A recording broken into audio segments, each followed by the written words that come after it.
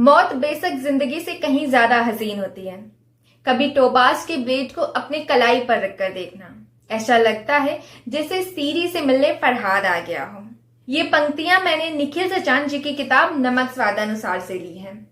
हिंदी कहानियों में मैं एक अलग तरह का टेस्ट ढूंढ रही थी और मेरी ये तलाश निखिल सचान जी की किताब नमक स्वादानुसार पर आकर खत्म हो गई।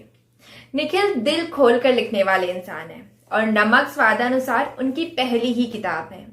ये एक कहानी संग्रह है। इस किताब के बारे में निखिल कहते हैं कि इसकी कहानियां जहन में उसी तरह आई हैं जिस तरह देह को बुखार आता है। यह बात कुछ कुछ सही भी लगती है क्योंकि इस किताब की सभी कहानियां पूरी तरह से अलग हैं और इसे पढ़कर आपको एक नया स्वाद चखने का मौका मिलेगा। नमस्ते, मेरा नाम है अंजलि और स्वागत करती हूं आप सभी का अपने इस YouTube चैनल स्टोरी टेलर अनु में। अपने इस चैनल के माध्यम से मैं एक छोटी सी कोशिश करती हूं कुछ इंटरेस्टिंग बुक्स, कुछ ऐसे राइटर्स से आपको रूबरू कराने की जिन्हें आपको जरूर पढ़ना चाहिए। तो चलिए बिना देरी के शुरू करते हैं आज का वीडियो और देखते हैं कि क्या है इस किताब में।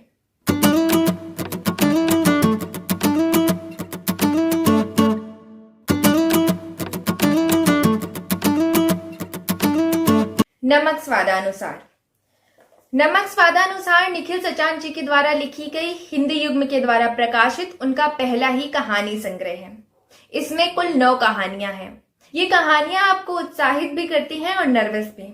निखिल कहते हैं ये कहानियां उत्साहित इसलिए करती हैं क्योंकि एक किताब के रूप में ढलकर ये कहानियां वैसे ही मुकम्मल हो जाएंगी जैसे अंडों से निकलकर चूजे मुकम्मल हो जाते हैं।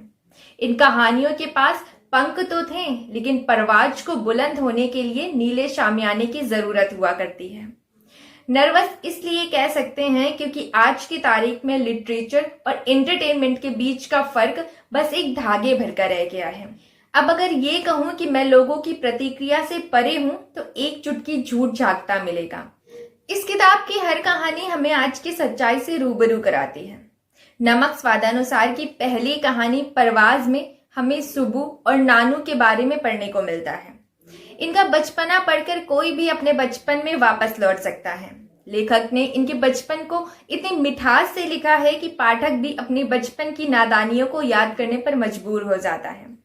इस कहानी में हम पढ़ते हैं कि कैसे सुब्बू और नानू अपने अध्यापक से बचने के लिए एक जादूगर के पास जाते हैं और कैसे जादूगर जादू और उनके विश्वास को जिंदा रखता है।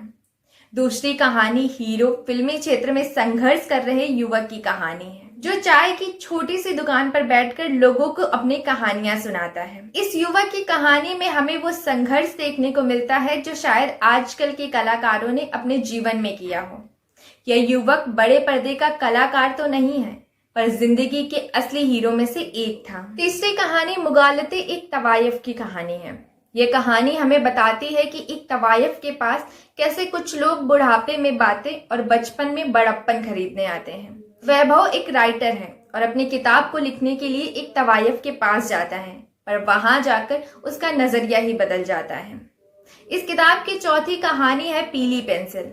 जब हमें किसी चीज से लगाव होता है तो हमारी उम्र कोई भी मायने नहीं रखती। यही लगाव हमें एक बच्चे काकू का अपनी पेंसिल, डायरी और खिलौने से पीली पेंसिल में देखने को मिलता है। काकू अपनी ही विचारों की दुनिया में रहने वाला एक 10 साल का छोटा सा बच्चा है। ये बच्चा हकीकत से थोड़ा अनजान है पर हकीकत देखने के बाद अपनी दुनिया में कुछ और ही हकीकत मान बैठता है। इस किताब की अगली कहानी है टोपाज। ये एक ऐसे बेस्ट सेलिंग ऑथर केशव की कहानी है जिनकी कहानियां सिर्फ बस अड्डे और रेलवे स्टेशन में ही बिकती हैं। इंटेलेक्चुअल लोगों की दुनिया में इन कहानियों को चीप कहा जाता है। केशव बंबई में रहने वाला एक राइटर है और गुड्डू डोमिनोज का डिलीवरी बॉय। उन दोनों की बातें हमें बहुत कुछ बताती भी हैं और बहुत कुछ सिखाती भी हैं। इस किताब की अगली कहानी है साफे वाला साफा लाया। इस कहानी में एक छोटे से बच्चे छुट्टन का बचपन दिखाया गया है। छुट्टन कैसे छुट्टन से छोटे भाऊ और छोटे भाऊ से फिर छुट्टन हो जाता है और राजनीति कैसे लाल, सफेद और भगवा रंग के नाम पर रक्तपात करती है, इसकी कहानी दिखाई गई है। इस किताब की अगली कहानी है सुहागरात। देविका की 2 सुहागरात की अनोखी कहानी है ये। इस किताब की अगली कहानी है विद्रोह। ये आजादी के पहले की रक्तपात और मणिक के प्रेम और धोखे की छोटी सी कहानी है। इस किताब की अंतिम कहानी है बाजरे का रोटला, टट्टी और गन्ने का ठूठ। निखिल की ये सारी कहानियां एक अलग ही तरह की कहानियां हैं। निखिल बात ही बात में बहुत गहरी बात कह देते हैं। लेखक ने कहानियों को बच्चों की भाषा में देहाती तरीके से लिखा है, पर शायद पहली बार पढ़ने में थोड़ी सी अजीब लग सकती हैं। लेकिन ये भाषा शायद कहानियों की ही मांग है। कुल मिलाकर इस किताब की सभी कहानियां अच्छी और पढ़ने लायक हैं। निखिल सचान के पास कहानियों को कहने का अपना एक अलग ही अंदाज है। मुझे इस किताब की कहानियां बहुत ही अलग और रोचक लगी। तो आप भी जाइए और जल्दी से इस किताब को खरीदिए और इसकी कहानियों को बस जल्दी से पढ़ डालिए। आपको भी ये किताब काफी पसंद आने वाली है।